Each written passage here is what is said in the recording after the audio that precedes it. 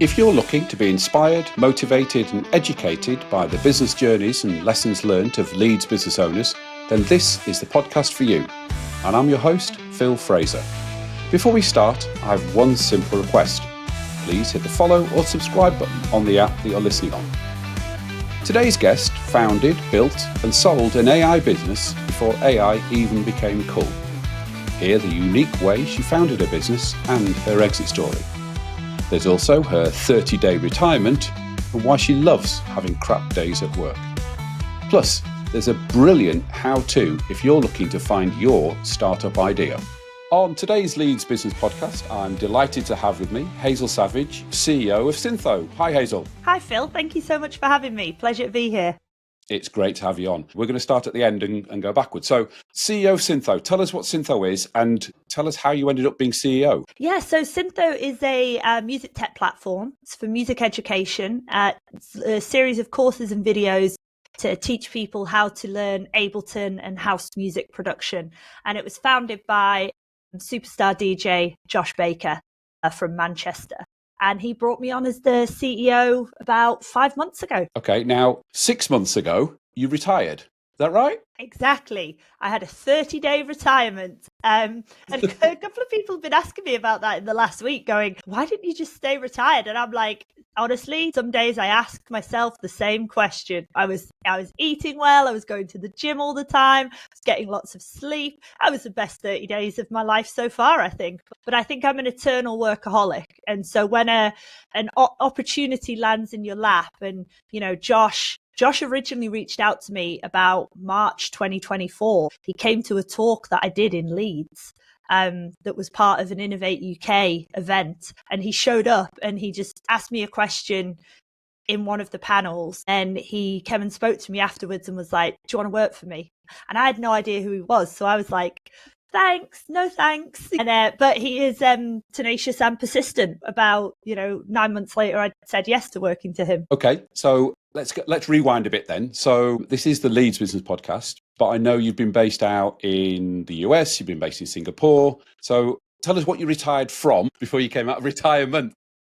Yeah, good question. So I live in Leeds, obviously, and I've been back in the UK for about 3 years.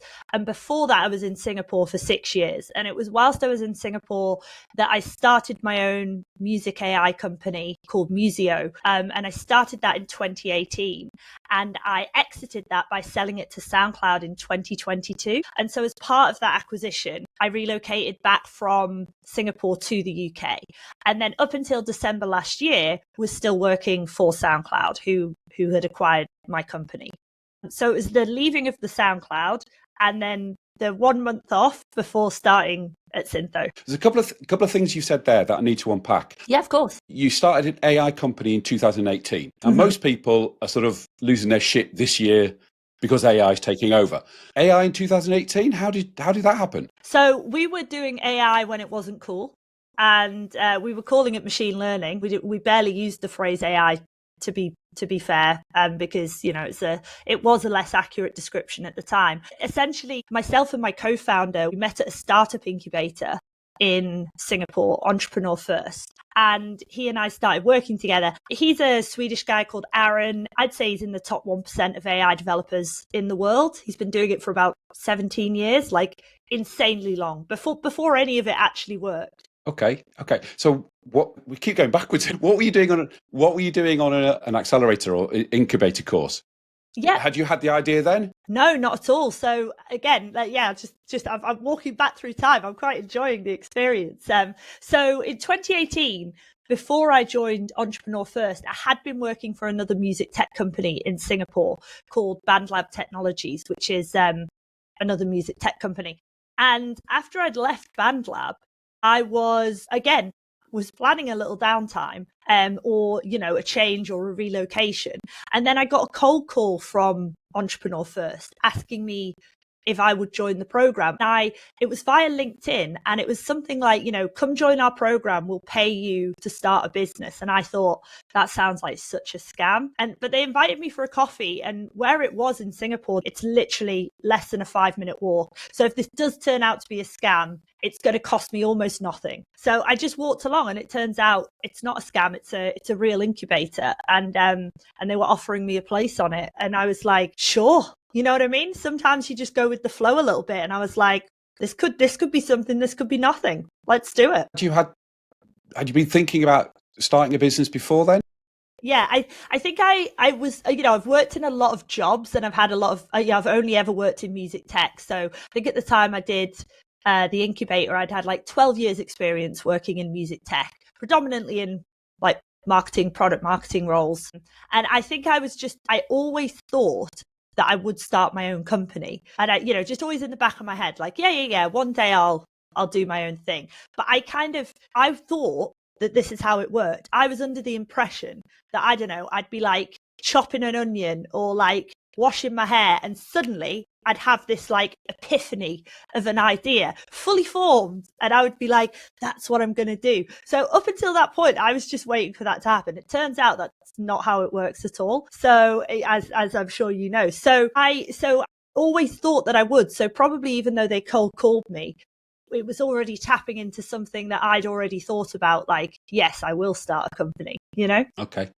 It's interesting you say that you got nattered to go on the course. Zandra Moore, who obviously had the same thing. She had somebody, if you listen to I'll put a note in the show notes if people want to listen. She was telling a story about somebody kept nattering her to go on this, I think it was an incubator or an accelerator or something. And, wow. I think in the end, it was like, I need a woman on the course, and you have to come along. So she was like sort of forced onto it as well. So yeah. Okay, so you're on this entrepreneurial course. How did you and Aaron meet? How did the idea come about? Talk us through that. So, well, I don't know if it works like this anymore, because I did EF in 2018, but the way it used to work was every 6 months there was a cohort of between 50 and 100 people. You all join as individuals. So they call themselves a talent incubator, not a startup incubator, because the idea is you meet your co-founder on the program. And so there's a lot of tech people in there's a lot of product people, and then there are people like me that they call like a domain expert. So if I've been working for over 10 years in music, theoretically I know a little bit more about the industry than the average person on the street. And all they say is within the first week, you have to go for coffee with 5 people. And you should pick 5 people that have the complementary skill set. So what they don't allow is like 2 domain people to work together, because, then what happens is you do a lot of talking and nothing ever gets built, right? So I needed to be looking for other tech and product people that I could just go for a coffee with. And I did. I set up like 5 coffees. Some people approached me. I approached some people. We went out for a load of coffees. And it's so funny because I was just so going with the flow, like, whatever, like, oh, everyone's so friendly, like, isn't this cool? And I went for a coffee with Aaron, who became my co-founder, and he's, as I say, we are exactly the same age. He's Swedish, he's married to a Singaporean, and we were just having a right old chat, good old time. And I just thought, what a great bloke. And then I went home, and then he texted me later and said, do you want to do a follow-up coffee? And I just thought, what a great guy, like, love this guy. And then basically that second coffee, he said to me, let's work together. And I was like, sure, I would love that. And I was just 100% bumbling along, and he was the laser focused one. He was the one who like came in with the really, really high intent of like, I'm going to find a domain expert co-founder, and I want the best one there is. So that's a nice compliment as well. So Aaron, I found me. He can take the credit for that. Okay. So where did the idea come from? Was it his idea? Was it your idea? How did that work? So that's the other good thing about EF is they encourage you to, well, what they say is if you come in with a really, really fixed idea, you are less likely to be successful. Because it's going to be really hard for somebody else to be as bought into your vision if you present it as a fait accompli. They're gonna feel more like a dev for hire if you're like, here's the idea, you just build it. So they really encourage you to work together. But also EF back in the day had this concept of strong beliefs loosely held. Right. So the idea that you've got to be really laser focused on an idea until the data tells you otherwise that this is not a good idea. So with myself and Aaron, it was really okay, he's an absolutely ridiculously good AI developer. I work in the music industry. We're only going to do something in the music industry, and we're probably going to do something with AI. Okay, so if those are the parameters, let's start working from that point. I like that. That's nice, actually. Yeah. It's like here are the ingredients, and let's see what we create, what we build, what we bake, whatever it might be. Yeah, exactly. And you know what? It's so funny as well. Like, I brought my little notebook onto this call. This is my notebook from when I did EF. And there's so much nonsense in here. Like, there's some chords to a song I've written. I'm not quite sure why that's in there. But it's so funny because, and it's just, I think my mum bought me it. It's got my initial on.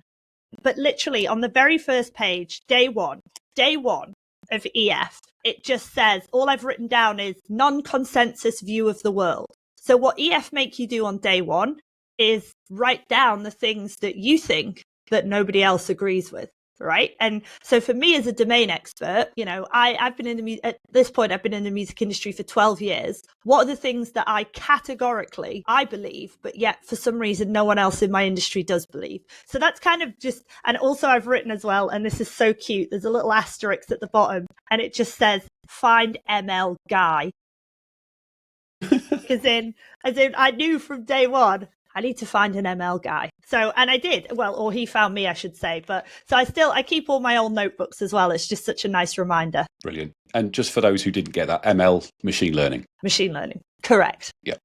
The core of the idea that Aaron and I had was an AI can listen to music, right? So can we teach an AI to listen to music? All the things that you can do once you have that, you know, playlisting, curating, finding talent, anything you can think of, but it's very core. Can we teach an AI to listen, right? As in, or mimic the act of listening. It's not actually listening, it's visual learning.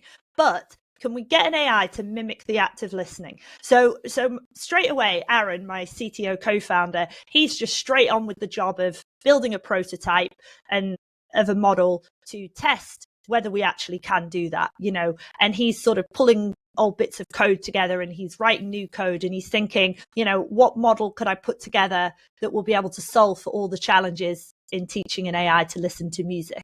And then I'm working on the business side of things, which is, I think we came up with a name in the first week, right? And I just I came up with 3 and I just read them out to Aaron and I already had a favorite. And luckily he said the same one. So, which was Musio, which was what we ended up calling the company. Musio.com, boom, buy the URL, week 1, done. And I built the first version of our website as well, which was just a very simple template. Get that. All the website was the name and a contact form, right? Let's start getting some inbound interest. Let's start seeing who's going to message me about this.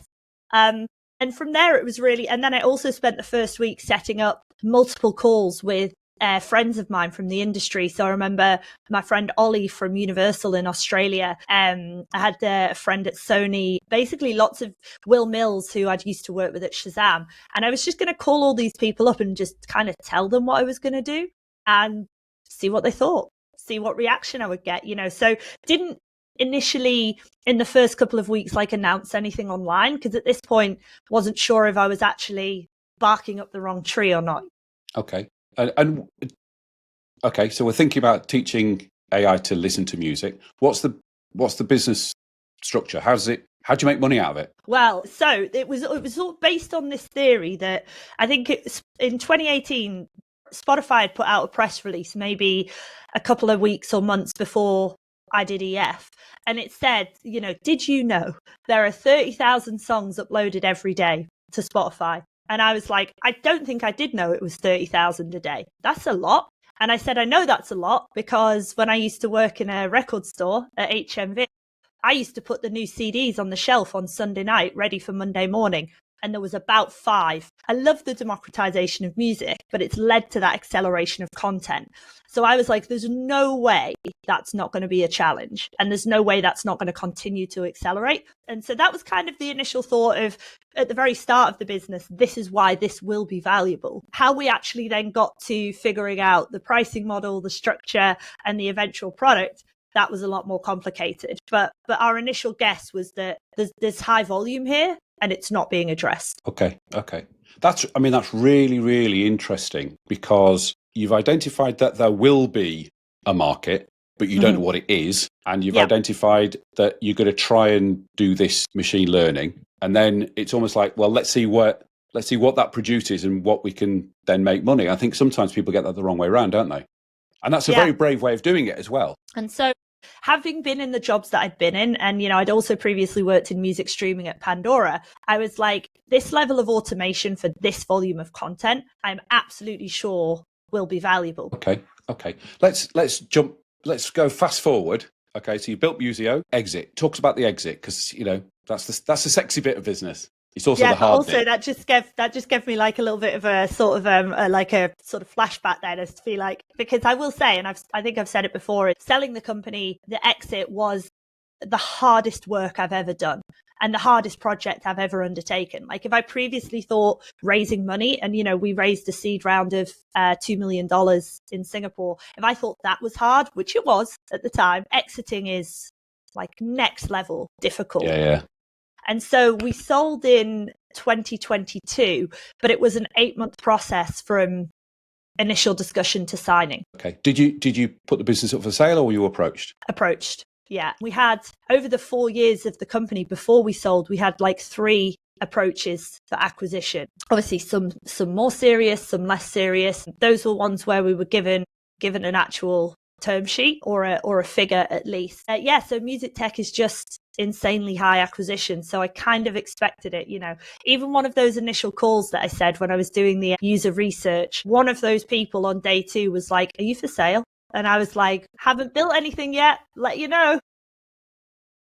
Okay. So somebody approaches you. Talk us through the process. Yeah. And as I say, I've only really got my own experience to go on with this. So we were, funnily enough, SoundCloud, who acquired us, were already a client, right? So that wasn't public information at the time, but they'd already been using our service for about 1.5 years. So it was always my suspicion as well that we would most likely be acquired by somebody who was already using the tech because they find it so valuable, right? And they suddenly now see an accelerated benefit in having this tech in-house rather than paying for it externally. The risk that we always maybe sell to someone else, or that we pivot, or that we change our pricing structure, and it affects them, right? So they start to think, maybe we could own this. So we've been working with them for 1.5 years. They've been using our product, and then somebody in the corp dev team says, "Can we do a call?" And it's gone that way pretty much every time, because it was all 3 acquisition offers that we had were from existing clients. And that's interesting. Every time it's like my account manager or whoever's the person that I've been working directly with suddenly goes, "Hey, so-and-so from our team would love a call." And I look them up and they work in the corp dev or M&A team or whatever. And I go, "All right, yeah, okay." And so then you have a call. And I always said as well, our answer was always just, when people say, "Oh, are you for sale?" Potentially, give me a number. Like, that's the answer. Yeah, we did the same. Once we'd had the approach, I then engaged a banker. We used a boutique firm because we were, as I say, we're only a seed stage startup. And then the next important step, get a lawyer. I approached 2 of the biggest firms that exist that work in music tech. And I've worked with both of them previously and had used them for other work. The figures I was quoted for like an acquisition deal was basically more cash than I probably had on hand, right? Or like enough cash that it would kill the business. And I remember actually I was sat on my laptop one night and I was going, "This is a real problem. Like, I don't know how I'm going to fix this because the quotes I'm getting are ridiculously high." And then literally as I'm just sort of saying this, chatting away, all of a sudden I got an email from a friend of mine called Brett. And then I remembered he was like general counsel at Qantas. And before that, he'd been in charge of M&A at Combank in Australia. And so I just like replied and I was like, "Hang on a minute, you're a lawyer, aren't you?" And he was like, "Yeah." And I was like, "Will you do an M&A deal for me?"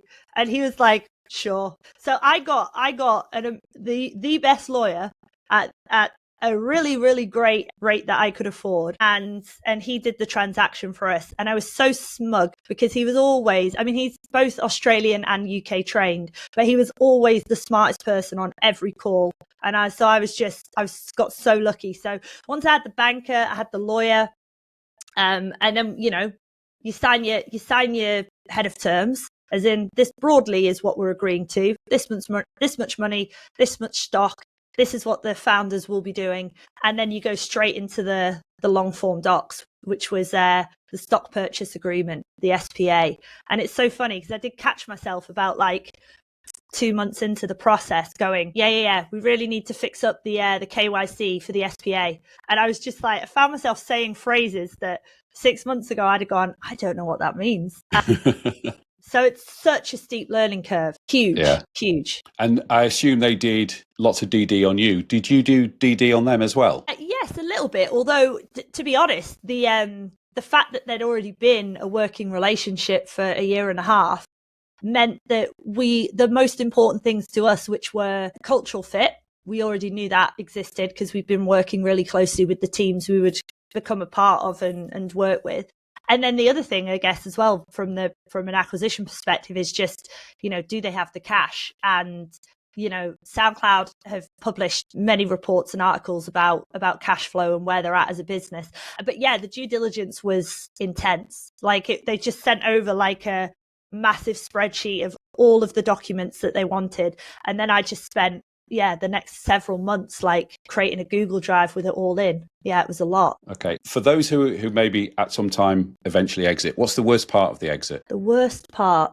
No one's ever asked me that. That's such a good question. I would say the worst part was probably just how stressful it was. And I don't know if maybe I would do a better job if I ever did it a second time round. But there were several things that like nearly killed the deal, right? Where, like you say, we don't have that report with those numbers in.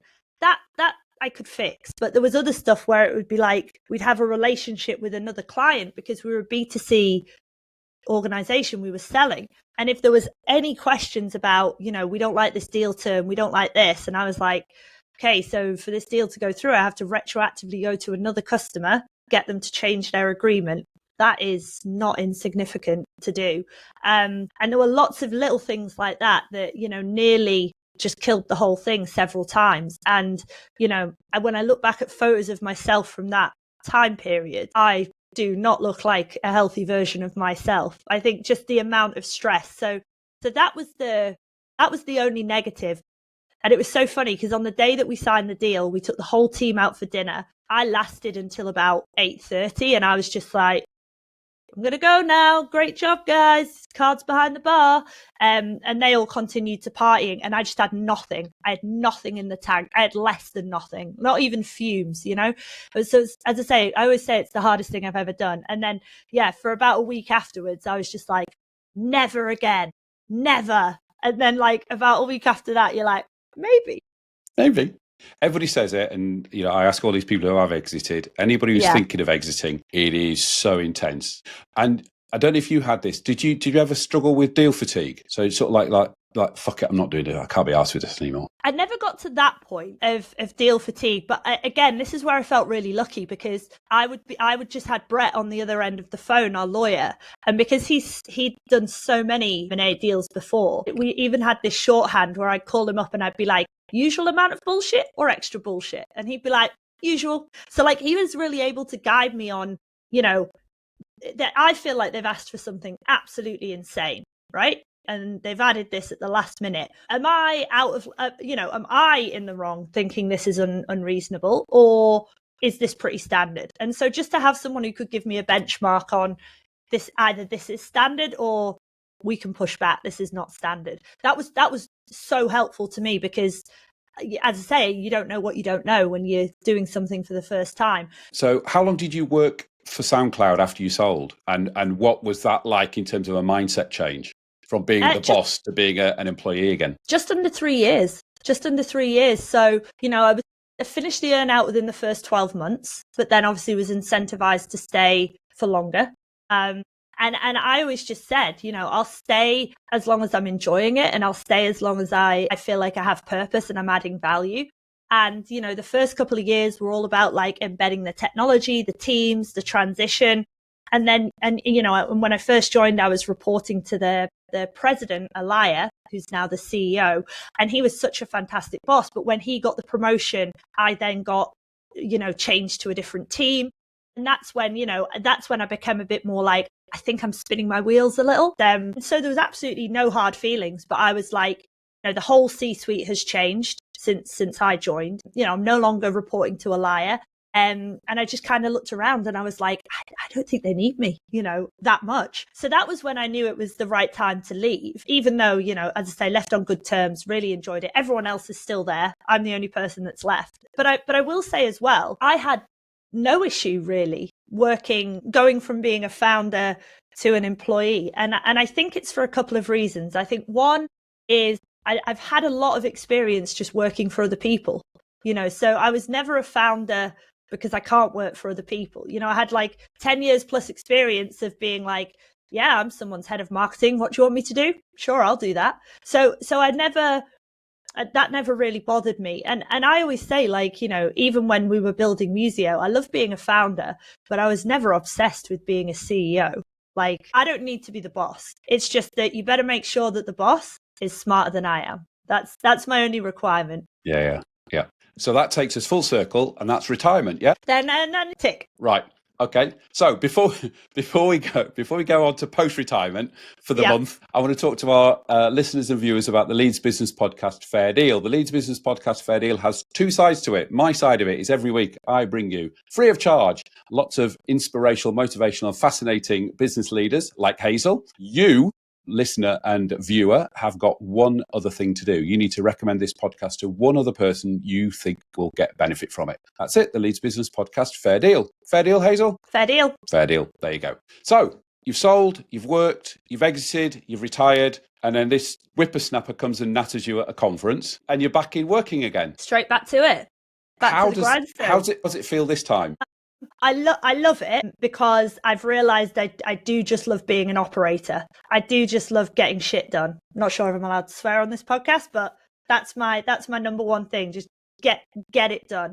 And it's so nice to be back in that like real hustler operator mode. So I'm happy to be back in. It's so much more work than I anticipated / remember. But I also had a really lovely moment the other week. Actually, right before this call with yourself, Phil, I was on with Josh Baker, our founder. So we chat on the phone super reg, even though he's got 5 gigs this week in Zante, Ibiza, Amsterdam, and maybe somewhere else. So his schedule is just insane. But yeah, I think it was maybe last week or the week before, and I had like my first bad day at the job. And I've been doing it for 5 months. And it was something like there was a partnership I was trying to do that had not gone well. And then something else, like 2 things had gone wrong in the same day. And I just felt really rubbish and I felt really down. And I just thought, but I also was kind of looking at it externally from myself, because I just remember at Musio, there were so many bad days. And if you don't have bad days, you don't have good days. And so I was genuinely excited to have my first bad day. So I rung up Josh. And I was like, hey, just FYI, don't mean to worry you. Had a really bad day today. But I was like, I love it. You've got to love the lows. So that's what I'm trying to do. Because it was actually someone I met at Entrepreneur First, another founder who was on the program, who said, if everything goes right, you never learn anything. And I've kept that with me since 2018. And it's so true. If every partnership I did just happened, and if every call I made, they were just like, yeah, then where's the struggle? Where's the hard work? Right? Does it, so the fact that everything went wrong on this one particular day, and I was just so excited to share with Josh that it was like my first bad day in the job. So that felt like a rite of passage as well. Excellent. Love that. I'm really excited. Everything's gone to shit. Yay. I was genuinely like, oh yeah, I forgot about this. Yeah. This is great. Yeah. Okay. Brilliant. Now, every week we ask our guests to give us a how-to. So Hazel, I know you've got a really good how-to lined up. So tell us what you're going to teach us how to do and teach us how to do it. Okay. I am pulling my notes up as we speak so that I have it in front of me. And we've touched on a couple of bits of it because it's a little bit Entrepreneur First coded, and hence why the notebook's coming out as well. So my how-to, and I've got it in 6 steps at the minute, is how to ideate. for a startup idea. And so this kind of comes from the background of a lot of people who say they want to start a company, and when they see that I've done it, they just go, yeah, but I don't have an idea. I can't think of anything. And I go, it's not that lightning bolt moment. It doesn't have to be that moment where it appears fully formed. You can work your way into an idea. You can sit down and do the work and come up with an idea. So that's how I've put my steps together. So, and we've got the notebook for assistance. So step one is you can either be a domain expert, or if so myself, I can kick the tires on my own music industry ideas, right? But say you, and we'll use my industry as an example, say you have never worked in the music industry, but you want to build in this space, then you're going to need to come up with a way that you can kick those tires, right? You're going to need an advisor in the music industry, or someone who has worked in the industry, or you're going to need a technical co-founder, or even just another type of co-founder that can work with you. So ideally you're a domain expert, but if you're not, you need to find a way to figure out how you're going to interrogate the data that you come across. Second idea, and I've taken this directly from EF and my notebook. So the first thing that you can do is you can write down your non-consensus views of the world. And this is relevant for, every industry. You could do this with online gambling, you could do this with airlines, you could do this with the music industry. What are the things that I personally believe that if I asked most people in this industry, they would not believe? And actually, so going directly from my non-consensus ideas, the first one I've got written down is AI can pick good music, right? And it's kind of weird because I wrote this in 2018, and actually that's probably not even the right question anymore, because now AI creates music. Does anyone really care if AI can find music? We have a bigger problem on our hands now. So, but at the time when generative AI wasn't good, I truly believed that you could use AI to find good music. And I reckon if you'd have asked anyone working at a major label, they would categorically have disagreed. They probably still disagree, to be honest. So write down your non-consensus views of the world, and because this is where you're going to make a difference. And then the number three step, also in the notebook, is once you have your non-consensus views, write down the top 10. I counted up earlier, I have 16. But let's start with 10, and, do as many as you can. Maybe you can only do 5.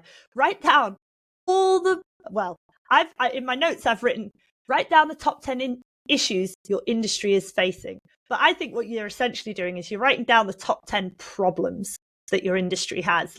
So what are the recurring issues that come up every single time that are, constantly a problem? And so the way I did this was I've worked in all these jobs, all these music companies. What is the same that I keep coming across every time?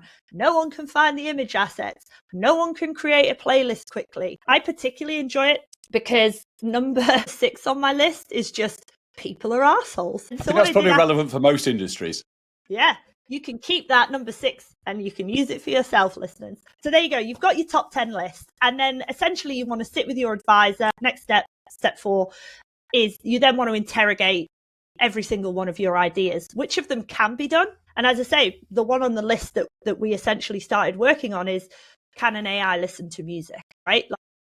That's the idea that we interrogated, the idea that there's too much music to listen to, which is great, but okay, can AI solve that? So that was where we then felt like we were sort of picking at a thread that could unravel. And then so once you kind of have your thread of an idea, step 5, try and get some calls with some industry contacts. So I'm led to believe, depending on what industry, this step is either significantly harder or significantly more difficult. But you really do need to find a way to meet those contacts. And, as I say, cold messaging on LinkedIn maybe works in some industries. IRL, showing up at networking events, works better in others. And then you're really trying to help those people kick the tires, get them to help you kick the tires in.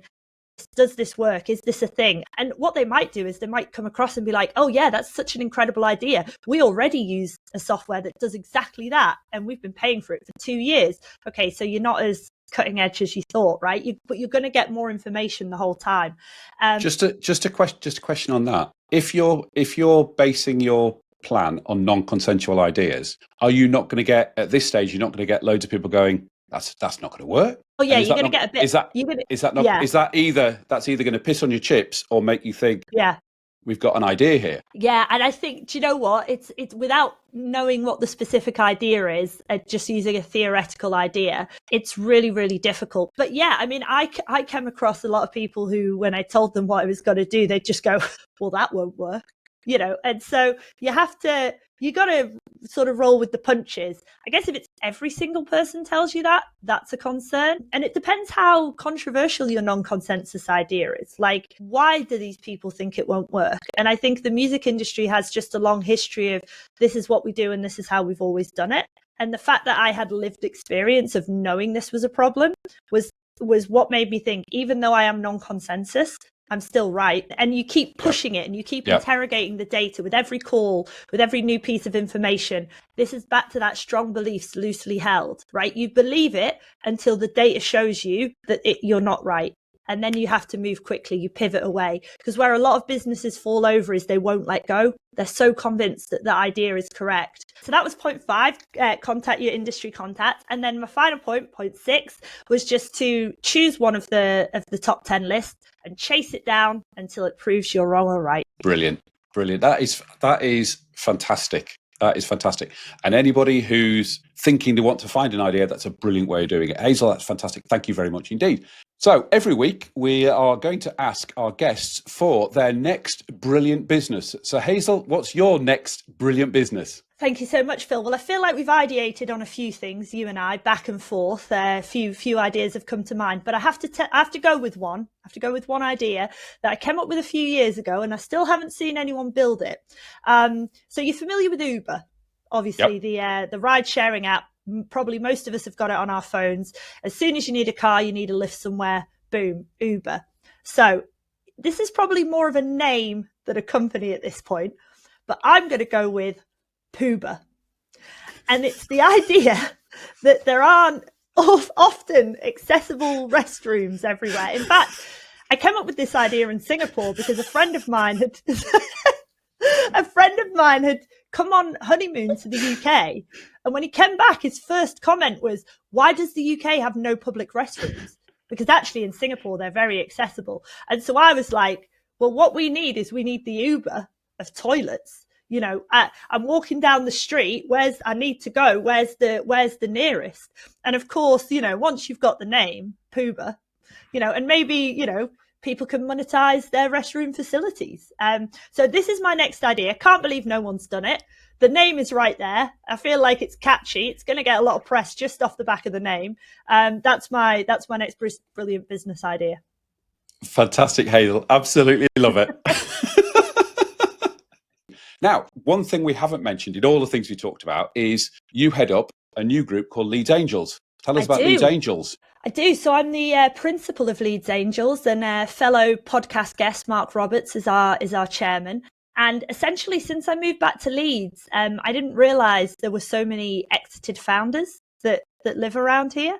And it turns out a lot of us that have since sold our own companies like investing in other companies. And so it's really a kind of an informal supper club where we get together once a quarter and we listen to 3 pitches from predominantly UK-based businesses. And then if we like them, we invest. Sometimes we co-invest, sometimes individuals invest. And it's just a way for me to be able to get to know people in Leeds better, because having built and sold a company in Singapore, my UK network isn't as strong as it might be. And also just, realizing there's a lot of other interesting and talented people, and generally we just have a good time. So we do it's kind of an informal supper club for those of us who, no disrespect, we love them, but we didn't want to drive to Manchester for the Manchester Angels dinner. Nobody wants to do that. Nobody wants to go to Manchester unless you have to. I don't want to have to do. I think I did it on Saturday, M62, and I'm like, I'll do it as little as possible if I can help it. Okay. We'll put a link to Leeds Angels in the show notes, and if anybody is interested in becoming an angel, are they welcome to give you a shout? Absolutely, you can give us a shout. You can message info@leedsangels.co.uk, or you can find me on LinkedIn. Yeah, happy to meet all new and existing exited founders in Leeds. Of course, if anybody's got a brilliant idea that needs funding, give you a shout as well. Absolutely, yeah. If you're a startup looking for funding, same email address, we'll run you through our system, and we'd love to see a deck as well. Right, before we go, every guest gets to give somebody else's shout out. So Hazel, who are you going to give a shout out to? My shout out today is I'm going to go for the founder, Jason Crispin, at the startup Auditsu. So Jason has pitched at one of our Leeds Angels dinners, and he's just someone that I've gotten to know really well over the last few months. He's incredibly well networked and such a great asset to the sort of local startup community, but also his company Auditsu as well, being able to create accessibility. They essentially do accessibility reporting for other businesses. So, in line with EU legislation, are your websites accessible? Are you using best practice? And it's not just a nice to have, it's coming into law. So I think it's a really interesting space that he's identified, that he's currently chasing down. Okay, and there'll be a link to his website and him in the show notes as well. Hazel, it's been absolutely brilliant having you on. Those who are watching, we haven't even discussed your guitar collection in the background. No, so if anyone's watching and not just listening, we can see a Fender Malibu Alkaline Trio limited edition. We've got a Gibson Goddess 2006 limited edition. Gibson's made for women, female guitar players, and a few other bits and pieces as well. And that's not even to describe the rack on the floor or the 7 that are hung up on this wall. It's quite the workshop. Yep. There you go. Hazel's our rock chick. Thank you. Thanks, Phil. So that's it. I hope that you enjoyed this episode. Make sure you hit the follow button so every new episode gets sent straight to your phone. See you next week.